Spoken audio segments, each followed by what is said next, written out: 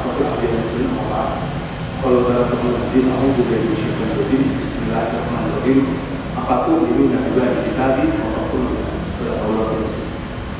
Alhamdulillah pertama kita mencoba bersyukur pada Allah Subhanahu Wa Taala di tengah kondisi kaum muslimin di dunia yang sedang mengalami hujan berat. Di sini kita masih bisa minum air mineral, masih bisa makan gorengan. Di tengah kondisi kaum muslimin di Suriah yang kami saksikan penuh dengan startup, bahkan PBB saja. Ini bukan progresi muslim, tapi progresi satu bangsa-bangsa lintas negara sudah mengatakan krisis kemanusiaan yang terjadi di Suriah adalah krisis kemanusiaan paling besar begitu. Karena telah 2012 ada sekitar 1,5 juta pengungsi, dan sekarang tahun 2014 naik bukan ada 3 juta pengungsi. Dan sekarang mereka menyebar di seluruh berbagai negara dan hasilnya juga tidak kemudian membaik. Dan juga salam salam, mari tak lupa kita turun kepada junjungan kita, kedua sahabat kita, Nabi Muhammad SAW, kepada para keluarga, sahabat dan kita di akhir zaman. Ibu Afilah Rahimahullah, berdirinya saya di sini atas kedalam panitia, kami diminta untuk memaparkan kondisi kemanusiaan, tragedi kemanusiaan yang sempat kami kunjungi di beberapa negara. Yang pertama itu di Patani, kami mengunjungi beberapa waktu lalu. Ini daerah Melayu, mukanya sama dengan antum, bahasanya sama dengan antum, agamanya sama dengan antum, kemudian pergaulannya juga sama dengan antum. Saya kenapa tertarik menjadi mengunjungi Patani? Karena tahun 2011 perwakilan Muslim Patani datang ke Indonesia. Perwakilan Muslim Patani yang mereka ini tidak bisa masuk ke negaranya. Mereka ini menyebar di berbagai negara yang ada di Belanda, ada di Malaysia, dan ada di Timur Tengah. Mereka kemudian datang kepada kami dan mengatakan, kalian yang bisa menyuarakan suara kami. Kalian jurnalis muslim dari Indonesia, bukan jurnalis muslim dari. Kenapa? Karena kalian yang selama ini kami sangat peduli.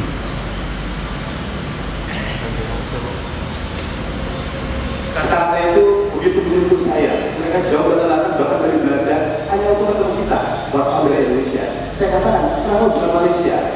Negara jiran juga yang selama ini juga menyuarakan penderitaan kaum Patani. Dan kata mereka, tidak bisa, karena media di Malaysia tidak sebebas kalian. Media Islam di Malaysia pun tidak banyak seperti kalian. Dan akhirnya kata-kata itu menjadi semacam pelecut bagi saya untuk kemudian akhirnya alhamdulillah bisa mengunjungi Patani, ya, daerah yang disebut Gazanya Asia Tenggara, daerah di mana setiap hari ada 2 orang meninggal, ya, 2 orang meninggal dari kaum muslimin dan dunia diam. ASEAN tidak berbicara, ya. Kemudian Indonesia tidak berperan dan beberapa negara muslim tak terbuka. Padahal kondisi di Patani sangat mengerikan. Sangat mengerikan, di mana hampir setiap hari pemandangan kaum muslimin itu dibunuh, kaum muslimin itu disiksa, bahkan muslimah diperkosa, itu menjadi pemandangan umum. Saya mendapatkan cerita bahkan lebih mengenaskan lagi. Ya, kalau di sini para muslimah terbiasa selfie, ya, menguploadnya di Facebook, ya, dan biasa jauh dari kehidupan Islam. Muslimah di Patani itu harus tidur dengan pisau, harus tidur dengan pisau sehari-hari. Jadi kita bisa tidur bantal pakai dulu, dia pisau. Kenapa pisau? Karena biasanya di tengah hari tentara kalian suka masuk ke rumah mereka dan memperkosa mereka.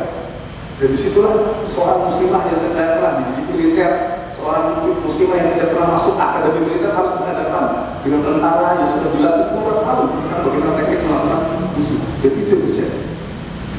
Dan para muslimah ini memilih untuk mati syahid, ya, untuk mempertahankan kehormatan diri. Dan kenapa mereka dibunuh seperti judul yang saya tulis? Hanya karena kami muslim, tidak. Hanya karena kami berbeda. Hanya karena kami mengakui Allah itu Muhammad dan Rasulullah ialah anak-anak.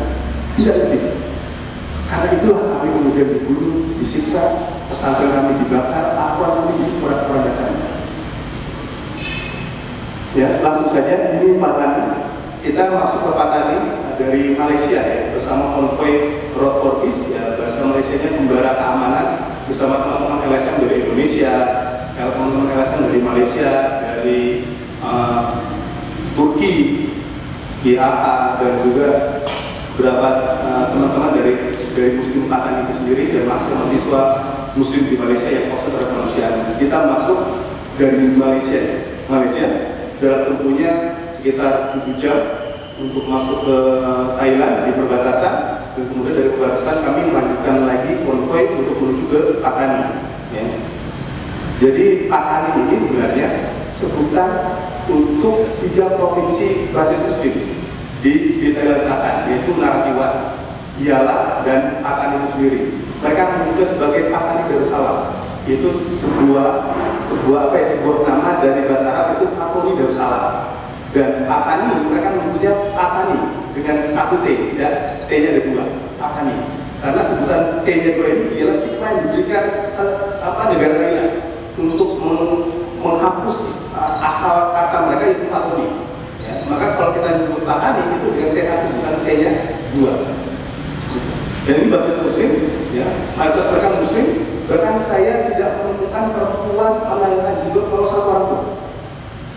Makanya saya pernah menulis di situ saya, Anda ingin melihat belakang jilbab, pergi lakukan. Karena hampir semua di sana itu perempuan pakai jilbab, yang jualan gorengan, yang jual di pinggir jalan, yang mengajar, yang ibu rumah tangga, semua pakai jilbab. Luar biasa di sebuah negara tertindas, di sebuah negara di mana mereka harus mempertahankan akidahnya. Mereka tidak mundur, mereka tidak melemah. Dan Patani Darussalam ini, ya, ialah sebuah daerah basis Muslim yang sekarang penduduknya 1,8 juta jiwa. Tahun 2001 yang saya baca langsung dari komunitas tempat itu hanya 500 jiwa, 500.000 jiwa. Sekarang meningkat sekitar 3 kali lipat, ya, menjadi 1,8 juta jiwa. Dan rata-rata mereka berdagang, ya, mereka menjadi guru, orang pendidikan, dan juga mereka menjadi pengusaha dan lain sebagainya. Di sana alhamdulillah saya lihat kegiatan-kegiatan Islam cukup subur, kegiatan-kegiatan taklim cukup marak dan diramaikan oleh beberapa gerakan Islam. Bahkan di sana mereka punya majelis ulama sendiri, majelis ulama Patani. Ya, saya alhamdulillah dapat kesempatan mengunjungi majelis ulama ini dan bertemu dengan para ulama di sana, dan mereka menitip salam untuk kaum muslim Indonesia untuk tidak lupa mendoakan mereka. Karena mereka menyebut kami ini adik bungsu saja. Ketika kami mau pergi, saya ingat beberapa teman-teman sampai menunjukkan air mata ketika menyebut, ya ini kawan kami sosial dari Indonesia, kalian itu kakak kami. Kalian ini kakak kami, dia pernah melupakan kami, bungsu kalian. Semoga menjelang kalian kakak kami, bukan menjelang lanjut. Semoga mungkin bisa berlanjut dengan kalian, membawa sosial kalian yang lebih banyak untuk bisa berinteraksi dengan kami, berbicara dengan kami, mendengarkan kebesaran, dan bisa membantu kami. Itu harapan mereka. Karena kondisi di sana sangat mengerikan. Sehari-hari seorang anak kecil biasa melihat tank itu lewat. Jadi kalau kita lagi ngisi KTC di depan tuh tiba-tiba ada tank lewat sampai 2 kali. Dan saya merasakan ya ketika saya makan gitu ya di pasar di Patani itu tiba-tiba tank lewat. Jadi saya kaget juga. Dan itu pun ada militer. Kata Muslim Patani itu yang merasakan saya. Jadi tenang saja. Bahkan ketika saya sedang berdialog dengan tokoh sana, ini tembak seperti itu, kayak di Suriah.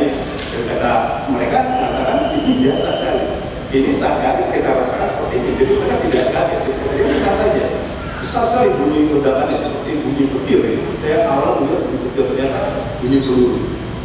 Jadi tiap hari terjadi konflik. Tiap hari terjadi konflik.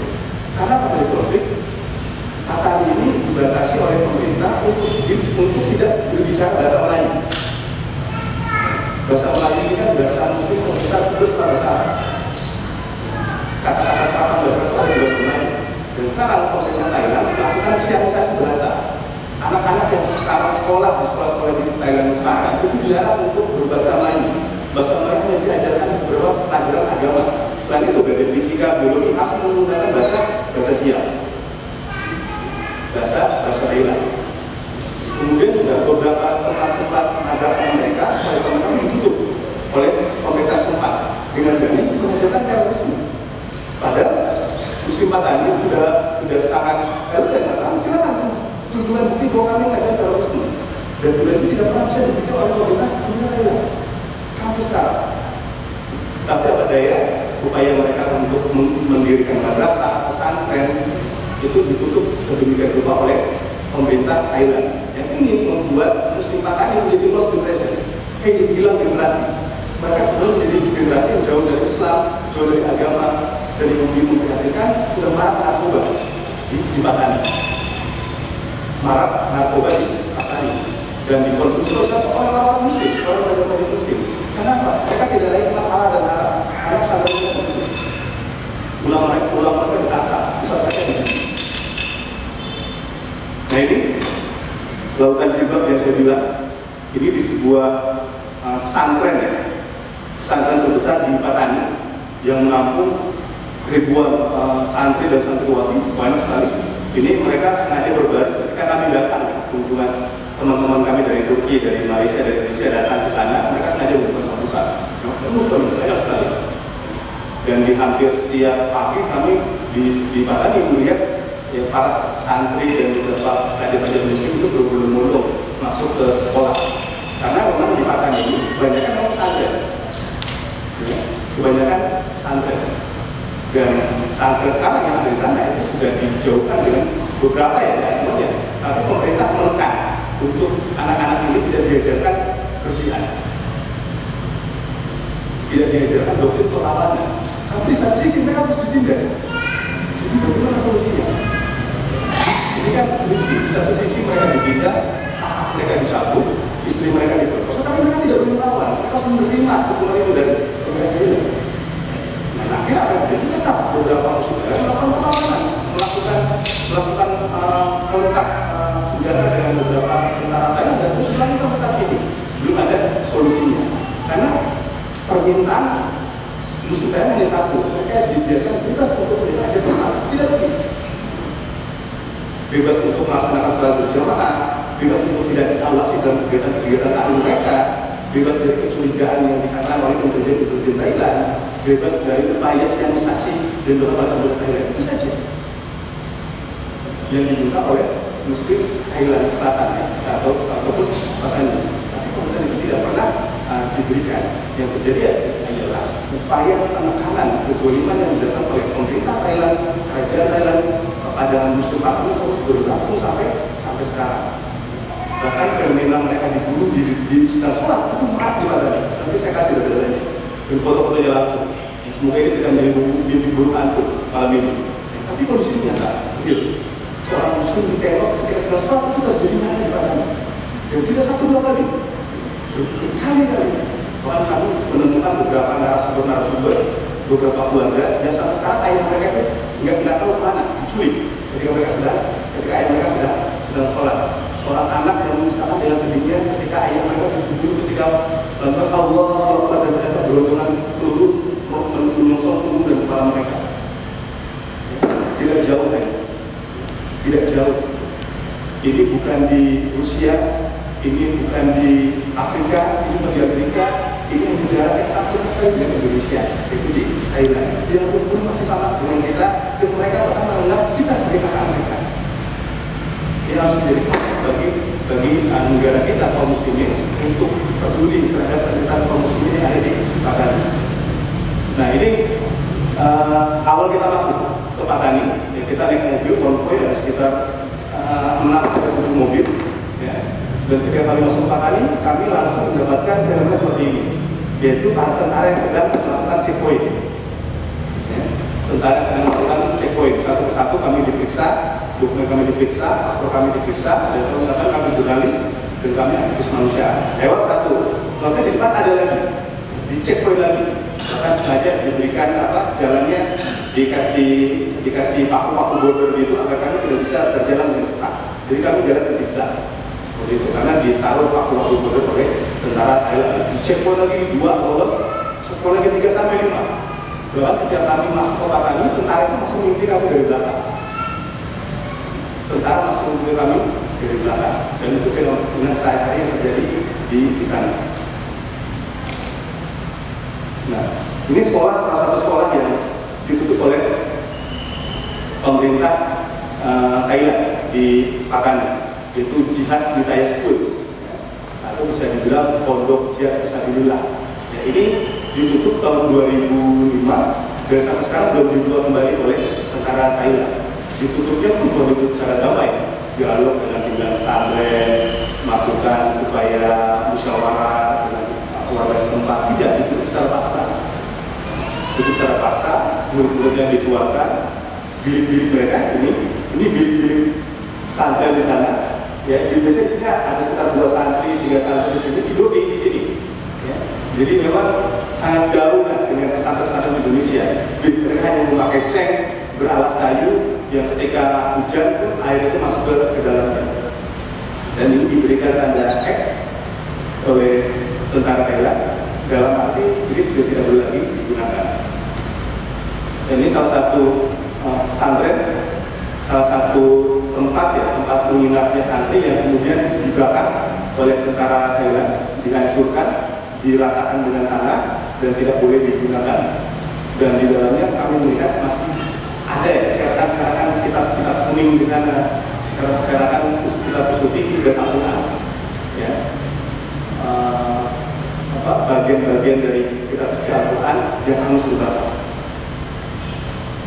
Jadi memang sengaja pemerintah Thailand menjauhkan muslim Patani itu dari ilmu. Jadi dari itu ilmunya, agar muslim Patani tidak lagi kenal mana halal, mana baik, mana buruk, mana iman, mana kafir. Ini dilakukan hampir di beberapa sekolah di Patani, sekolah-sekolah muslim.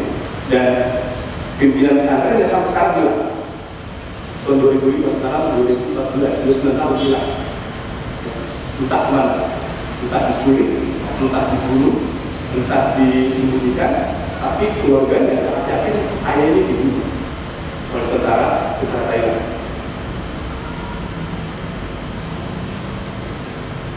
Nah ini puing-puing Al-Quran yang saya sebut di dalamnya, yang sekarang sudah kurang-kurangnya, dan perkataan para santri dan santri apa? Kita di sini hanya belajar kitab dari jauh, belajar Al-Quran dan ilmu agama lainnya.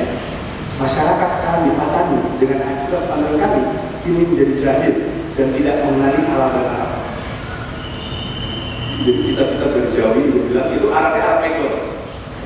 Jadi bahasa Melayu itu diarabkan, itu yang mereka sehari-hari pelajari di Thailand. Dan ini satu contoh saja dari JPS School yang itu juga rata di berbagai tempat di sana. Dan sampai sekarang Kedutaan Muslim Patani tetap meminta pemerintah Thailand untuk minta maaf dan menyebut siapakah aktor pembunuh pelaku ayah mereka, pelaku pembunuh keluarga mereka, dan pelaku pembunuh tulang-tulang mereka.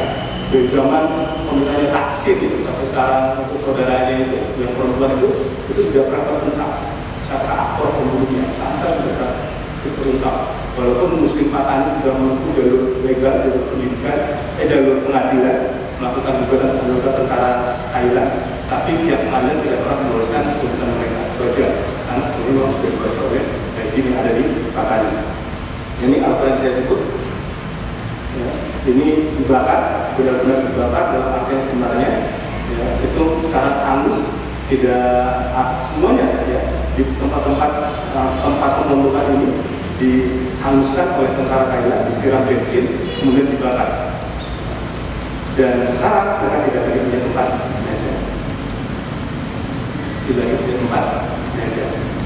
Kalau mau belajar di sekolah Thailand, kalau mau belajar harus dengan bahasa siap, dan kalau mau belajar tidak ada perjalanan. Ini dilakukan oleh tentara Thailand. Ideologis yang sangat pendidikan, sangat memperhatikan pasal kaum muslimin di sebuah negara yang katanya ini negara cukup besar di tingkat ASEAN, tapi kondisi kaum muslimin itu tertindas.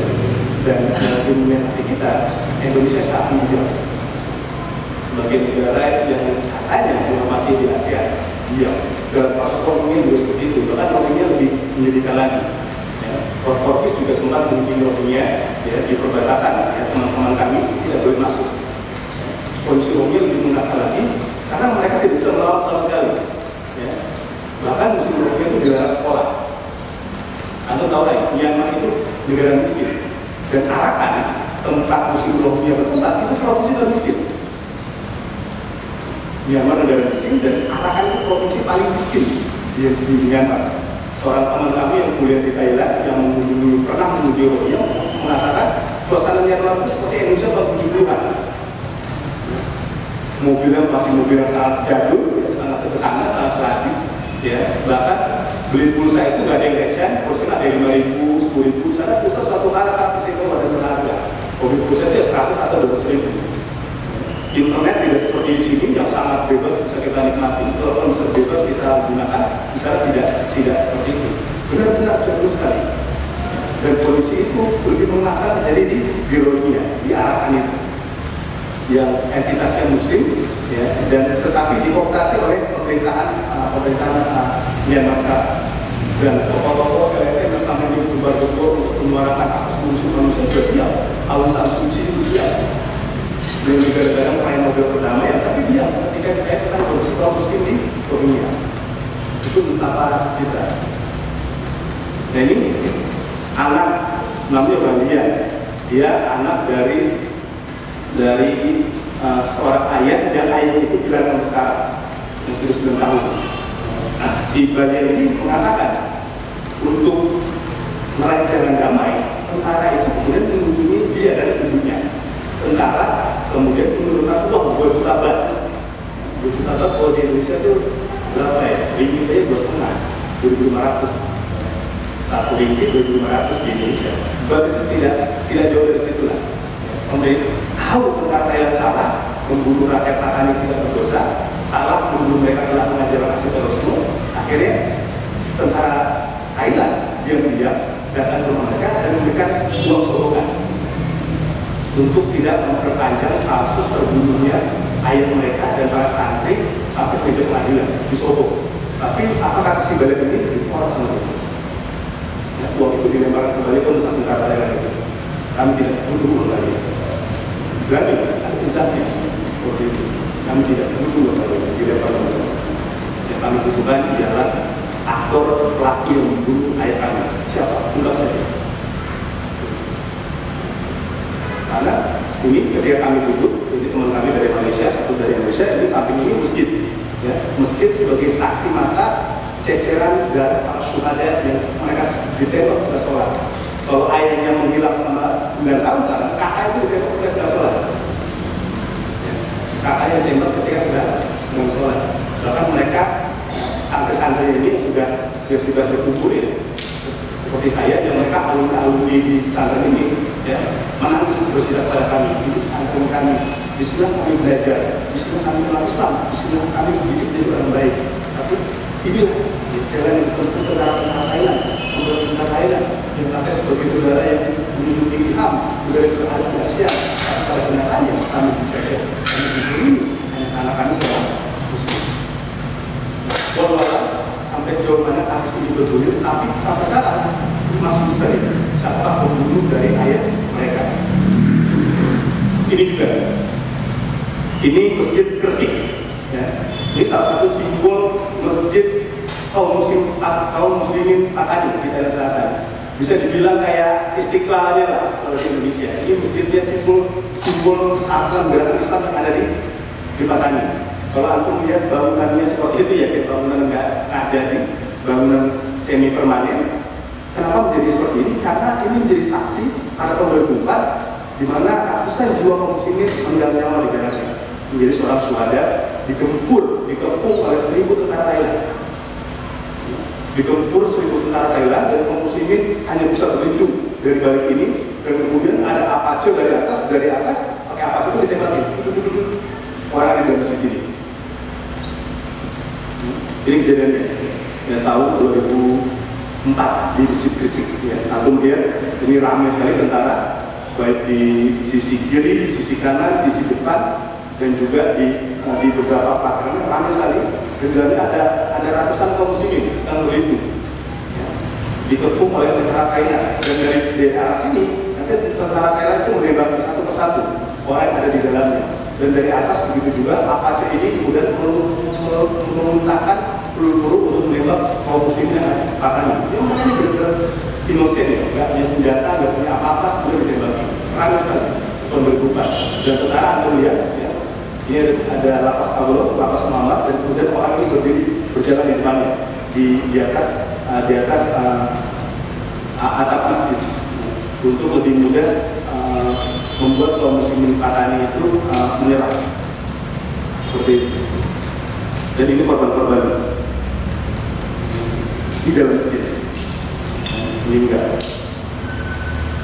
Lihat senjata-senjatanya, senjata kelas berat semua, senjata yang tidak senjata yang standar, di sini senjata memang untuk membunuh. Ya, dan menariknya, Perdana Menteri Thailand tahun 2004, Serayu Chula mengaku telah bersalah dalam tragedi Gresik. Ketika tentara Thailand bertindak biadab dengan membunuh kaum muslimin Patani, mengaku bersalah, tapi proses hukumnya tidak berlangsung. Proses untuk menyeret aktor bulan itu menjadi jauh, ini persidangan tidak pernah dilakukan oleh tentara Thailand, tapi mengaku perannya bersalah dalam tragedi Gresik. Nah, ini juga pembantaian tragedi Masjid Al-Furqan ya, di Naratiwa ya, tahun 2009 ketika kaum muslimin sedang menjalankan sholat isya ya. Ada 24 kaum muslimin sedang menjalankan sholat isya dan 10 diantaranya terbunuh dan 2 orang dilarikan ke rumah sakit. Ini salah satu korbannya ini di masjid ya, ketika sedang sholat didorong dari belakang dan salah seorang tokoh muslim Naratiwa dan Nabi Umar mengatakan ini lupa Allah, belum pernah ada sejarahnya kaum muslimin dibunuh dalam masjid ya, kecuali tragedi Al-Furqan yang dilakukan. Dan ini satu kekejaman dan pemerintah mesti menjawab pembunuhan ini. ASEAN adalah dibutuhkan, Oki bukan, juga Arab tidak bersuara.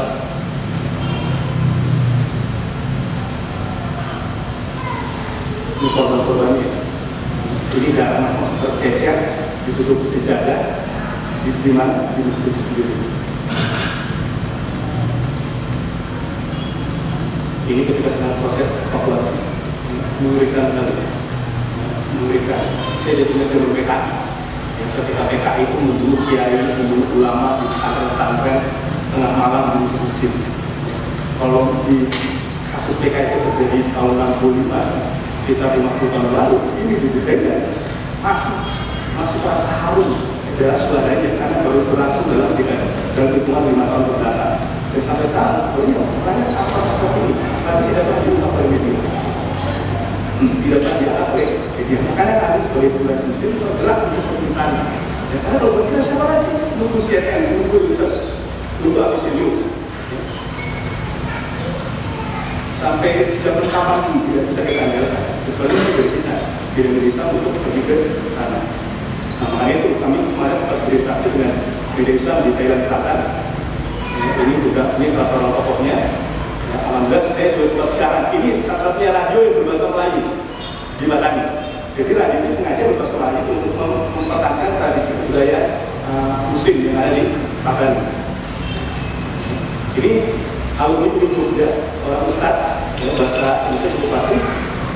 Ini sedang menjelaskan tentang penderitaan kaum Muslim di Batani dan saya sedang mendengarkan. Dan sebaliknya ketika kami berencana memberikan bantuan, ditolak sama mereka. Ditolak sama mereka. Kata mereka, menurut saya yang terharu ya, Muslim Suriah lebih butuh dibantu dengan kami. Dalam kondisi tertindas. Makanya, ketika kami berkunjung ke sana, beberapa waktu lalu, dan tidak lama kemudian dari fokus kunjungan ke Suriah, mereka menyumbang 6 kontainer untuk Muslim Suriah. Bayangkan, dari sebuah negara tertindas yang setiap hari terjadi pembunuhan, setiap hari dizolimi, setiap hari muslimnya itu dibunuh oleh tentara Thailand, masih terpikir penderitaan saudara di Syria. 6 kontainer itu, satu kontainer itu senilai 500 juta. Ada 6 kontainer, 3 miliar. Dibunuhkan dalam waktu berapa hari? 1 bulan oleh pemilik media Islam ini. Seorang media Islam, seorang petinggi media Islam ini yang ini semacam radionya di Thailand. Dia mengatakan, karena saya dengan Satoni waktu ke Patani itu sempat melakukan tablik akbar ke Suriah di masjid yang tadi saya gambarkan setelah sholat, dan mereka tertarik untuk membela dana untuk musim Suriah. Saya tidak terpikir itu terjadi di Indonesia yang kaum muslim masih berpikir ngapain musim Suriah? Suriah jauh di sekitar juga masih, di sekitar kita juga orang masih kesulitan. Ngapain muslim Palestina hingga kita juga masih miskin? Menariknya, Muslim di Palestina. Yang kita lakukan seperti itu, mereka langsung mengirim bantuan 10 juta untuk korban banjir di Bekasi. Menyimpan uang 20 juta untuk korban banjir di Bekasi. Ketika orang Bekasi ini mendengar untuk sedang kebanjiran, dan mereka mengatakan di mana tempat itu di Bekasi, di mana ada sebuah tempat kita tetap membanggakan, itu kita cuma membanggakan. Ketika saya kesini juga seperti itu. Ya. Ketika kami ke sana, belum dijelaskan dari Indonesia, mereka tidak tahu di mana Indonesia. Ini Indonesia. Mereka tidak tahu. Tapi ketika kita sebut nama Indonesia, mereka akan masalah di Suriah. Bahkan ketika saya mau pulang, saya masih ingat sekali, ketika tahun 2014, ya, saya meminta, bolehkah pada saat mau pulang di sana, bolehkah saya yang orang Indonesia ini memakai semata nama daerah Suriah di belakang nama saya, Muhammad Zoro Asuli. Kemudian terus di misalkan Al-Tanazi gitu. Apa mereka? Tidak. Karena itu Surah itu jatuh kaum muslimin. Surah ini tanah kalian. Walaupun sini orang-orang kalian. Karena sini adalah kakak kalian. Karena tidak. Pakai nama itu karena Syam adalah jatuh kaum muslimin. Dan ketika kami diberikan bantuan, mereka membuat. Mereka tidak aku dapat mereka seperti ini. Suasana seperti ini. Karena kami didoakan saya sudah cukup ya. Jadi mohon maaf, Muslim Suriah, Palestina itu orang minta-minta. Orang minta-minta. Bahkan tanpa kita doa, mereka sudah mendorong kita. Misalnya kami sedang menulis buku ya, bersama teman-teman relawan dan wartawan. Judul bukunya, dalam doaku penitipan namamu dari Suriah untuk Indonesia. Insya Allah mungkin kita bergerak sini. Itu bayangkan, itu mereka tertindas masih ingat Indonesia. Mereka berkali-kali ketika pulang ya, kami selalu berdoakan itu dalam hajatan kami selalu menyatakan nama Indonesia. Kenapa kami doakan? Karena kami tidak ingin ke Indonesia seperti kami. Jadi acuh mereka lebih peduli mereka. Dan ini mungkin terakhir ya, ini tentang Suriah. Ya kemarin kunjungan tim Jurnalisme Sampai Saatnya. Ya kemarin alhamdulillah tim itu berhasil masuk ke Suriah dan kami bisa masuk bertemu kaum muslimin, bertemu dengan beberapa warga dan para pejuang dan mujahidin, dan kami bisa mengatakan kondisi di Suriah sekarang sangat mencekam, lebih mencekam ketimbang kunjungan tim Jurnalisme Sampai sebelumnya. Kenapa mencekam? Pasca meninggalnya beberapa petinggi Al-Syam, sekarang beberapa yang mujahidin apakah coba bersembunyi menghadiri, karena rupanya ini ada program Gazi untuk membunuh beberapa para petinggi jihad.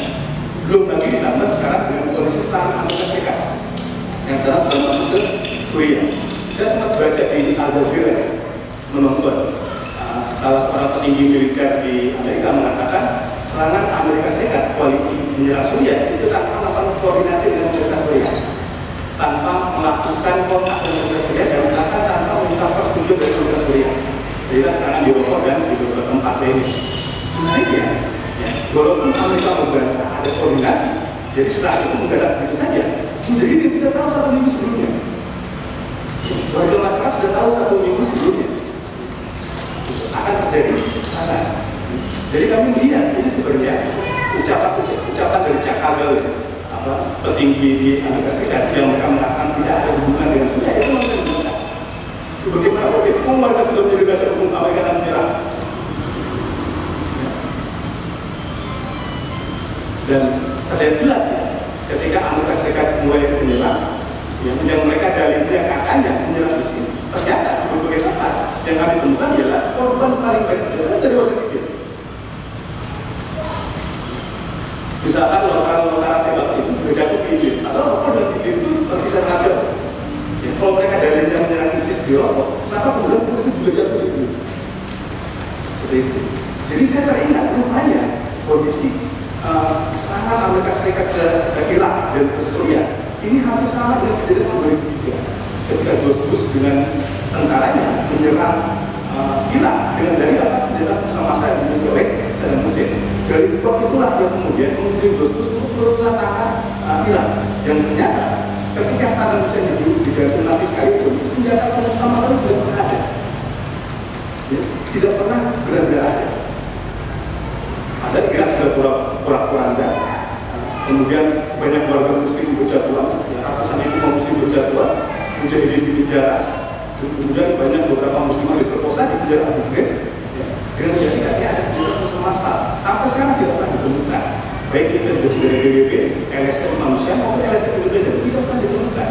Dan saya teringat, jangan-jangan sekarang Amerika Serikat di Suriah sekarang hampir sama dengan kejadian pada saat itu, di mana ketika rezim Assad sudah mau jatuh, Amerika harus mempertahankan kondisi pemerintahan ini agar tidak dikuasai oleh mujahidin. Karena yang kami temukan yang kami temukan sana, beberapa mujahidin sekarang mereka sudah mulai masuk ke perbatasan Israel, sudah berpikir untuk bagaimana masuk ke perbatasan Israel untuk membebaskan Palestina. Makanya Jabal Nusra ketika Palestina diserang habis-habisan oleh Israel kemarin, mereka mengatakan ya ini walaupun kami berperang di Suriah, maka kami tertuju di Al-Aqsa.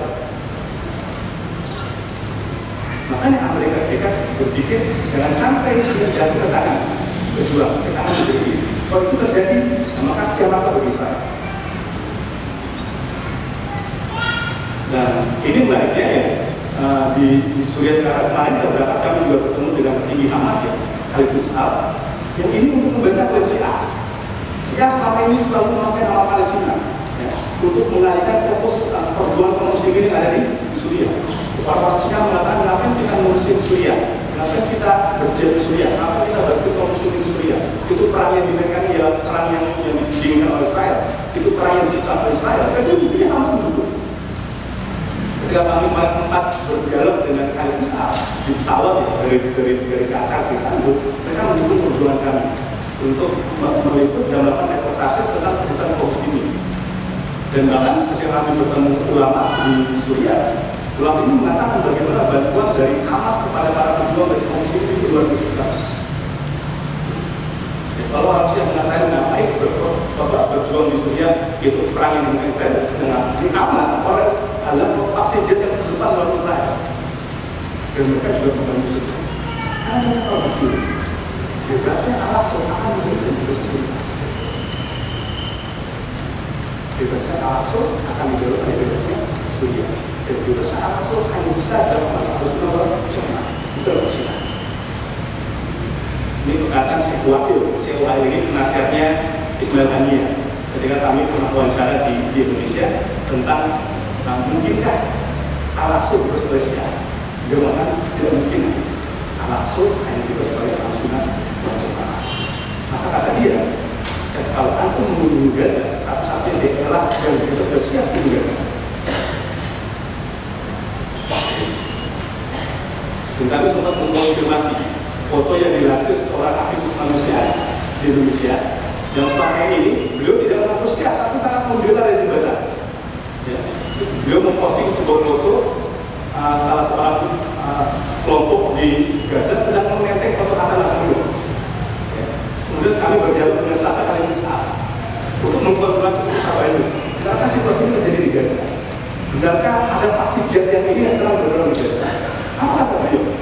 Ketika kami sebutkan foto itu, kata beliau, saya nggak kenal ya, gimana, kapan kejadian ini, kapan kondisi ini. Karena nggak mungkin rakyat Gaza itu menenteng foto Hasan Nasrullah kecuali rakyat ini memang rakyat sekuler.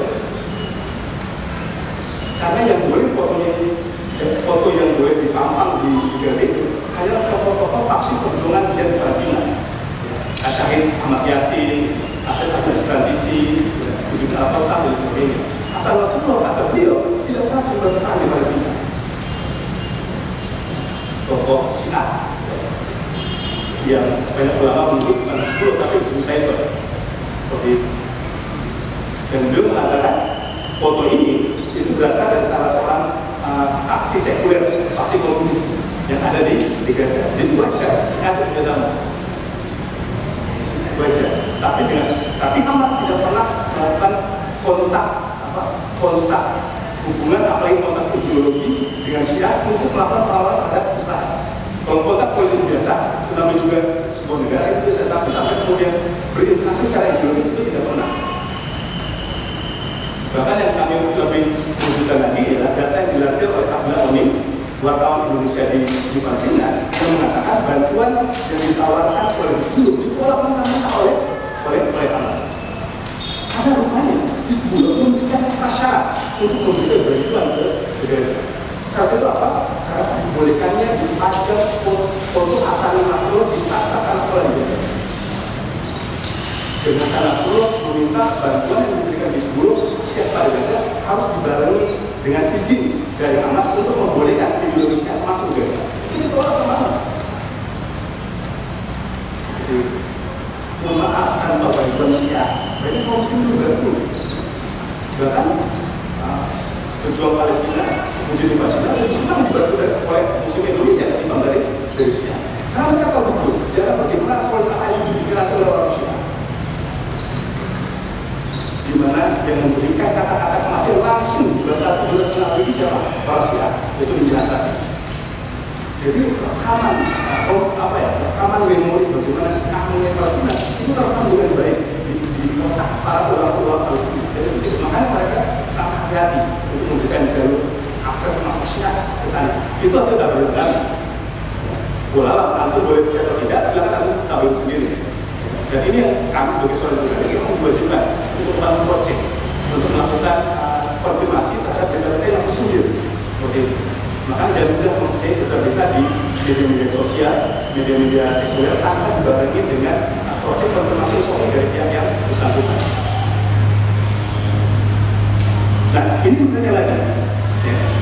Jadi saya ingin contohkan bagaimana kepedulian sesama negara tertindas terhadap negara tertindas yang lainnya. Tadi saya sebut Patani, sekarang Gaza.